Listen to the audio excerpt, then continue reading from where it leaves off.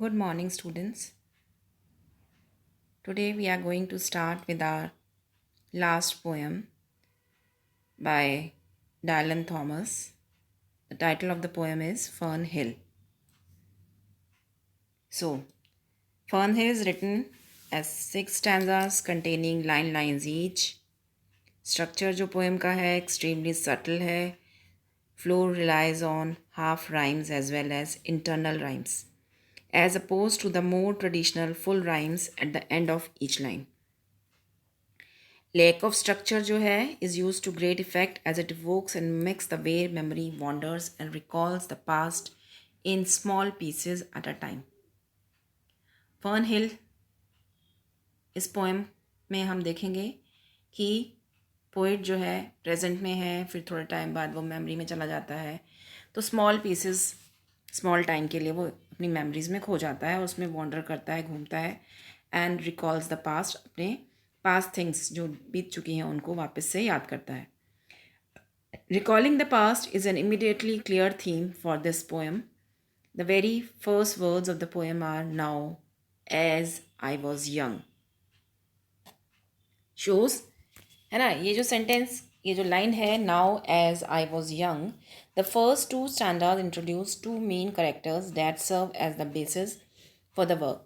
एक तो नरेटर है और दूसरा है टाइम. तो ये जो कॉन्सेप्ट है टाइम का, उसको पर्सोनिफाई किया है पोइट ने, डायलन थॉमस ने. And somewhere here it is not a complete personification. Thomas gives time physical attributes, rather depicts time as being a parent और गार्जियन फिगर. ठीक है, टाइम जो है उसको एक शारीरिक रूप दिया गया है, एक फिजिकल एट्रीब्यूट्स दिए गए हैं, उसके हाथ हैं, पाँव हैं, वो ये कर रहा है, वो कर रहा है, चल रहा है, दौड़ रहा है, हंस रहा है, लाइक दैट. हाँ, टाइम जो है वो आपको एक पेरेंट और गार्जियन फिगर की तरह नहीं दिख रहा है, which allowed him to embark on the adventures his narrator describes. है ना, टाइम जो है वो आपका गार्जियन या पेरेंट की तरह बिहेव नहीं कर रहा है, like that. And these two verse describe many of the speaker's adventures, relying heavily on connotation to express the happiness born from those days gone by. Lines such as happy as the grass was green, as I was green and carefree, ये उसके childhood के Joyce को depict करने वाली lines हैं. Planting positive images in the readers mind, Thomas uses colours, green और golden colours का use कर रहा है often. And his word choice throughout is telling. He points out daisies, light, rivers, apple trees, sun throughout. पूरी poem में के through आप देखेंगे इनका डेजीज का डिस्क्रिप्शन है, रिवर्स का डिस्क्रिप्शन है, एप्पल ट्रीज के बारे में बात कर रहा है. Also describes activities like singing, playing, being carefree. जो एंटायर इंट्रोडक्शन है पोएम का is filled with language that is easily interpreted as joyous. Starting से लेकर एंड तक जब हम पोएम को पढ़ रहे हैं, हमें पता चल रहा है कि पोएट जो है वो अपनी चाइल्डहुड मेमोरीज को शेयर कर रहा है और he is full of Joy, बहुत खुश है. Even as the story itself moves rapidly from image to image and adventure to adventure, recalling the events of childhood leads the narrator to feel happiness, associate with each memory with fondness and clarity. Fern Hill जो है उसकी जो middle verse है, largely by amplifying Thomas use of connotation and repetition. उसके themes और images जो हैं poem के, सच एज ग्रीन कलर का यूज़ करता है, न्यू पॉजिटिव कनोटेशंस.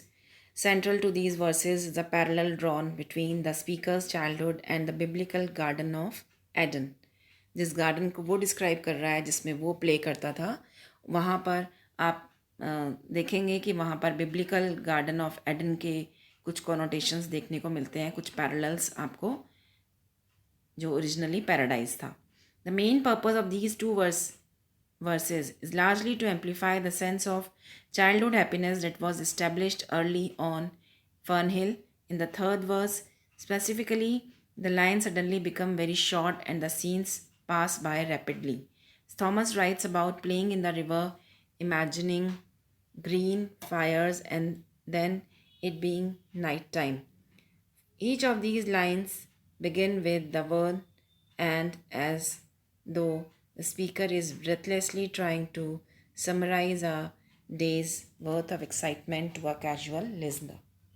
ये जो थर्ड वर्स का मतलब है पोएम का जो थर्ड स्टैंजा है, उसमें वो जो थॉमस है वो आपको ग्रीन फायर्स के बारे में बात करता है, नाइट टाइम के बारे में बात करता है और ब्रेथलेसली हमें समराइज़ करने की कोशिश कर रहा है कि पूरा दिन जो उसका एक्साइटमेंट में बीता है और वो कैसा बीता है, और जो लिसनर्स हैं, जो पोएम को सुनने वाले हैं, वो इसको ध्यान से सुनते हैं. इन द फोर्थ स्टैंजा के अंदर the child awakens the next day, imagines their field and home as a paradise worthy of Adam and Eve, which symbolizes perfection in the adult narrator's mind.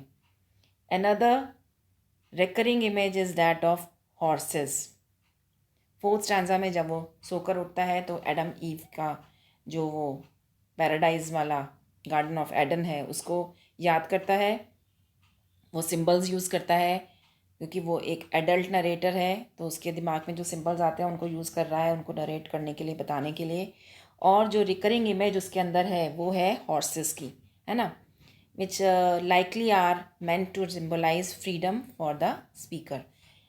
यहाँ fifth stanza और six stanza जो है उसके अंदर fern हिल में conclusion जो है poem का, it concludes with a subtle but definite shift towards the present and concludes in such a way that it reads almost like a eulogy as the present speaker mourns the death of their past self. एयोलॉजी के form में है, यानी वो विलाप कर रहा है, मौन कर रहा है.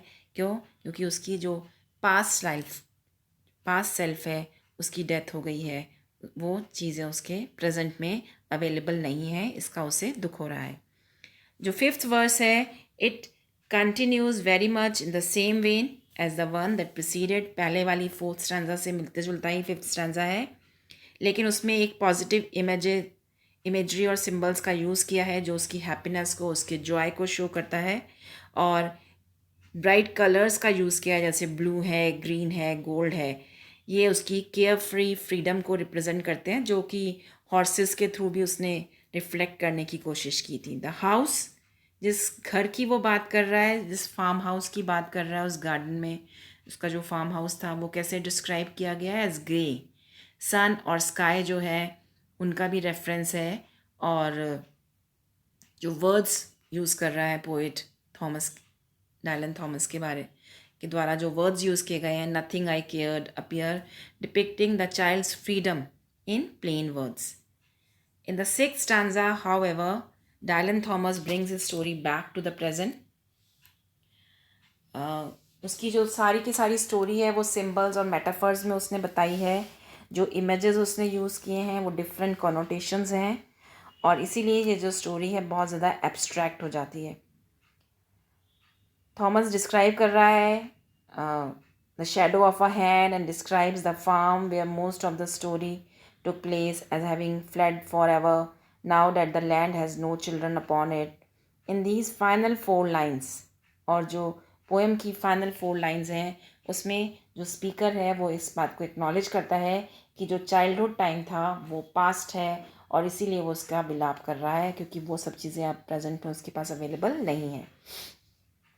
जिस वो फार्म हाउस की बात करता है, जिस बान की बात करता है, जिन ट्रीज़ की बात करता है, जिन ग्रीन ब्लू कलर्स की बात कर रहा है, they will never return to him.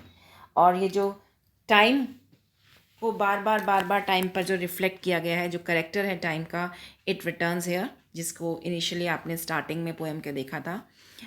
Speaker जो है वो एड्रेस कर रहा है, टाइम के इन्फ्लुएंस के बारे में बात कर रहा है, as a bout of mercy, as though it sheltered them from the real world as long as it could and held the dying child in the end. Of course, the story itself is proof of that.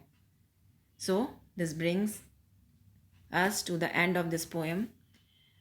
I hope you have understood the poem. Thank you for joining today's class.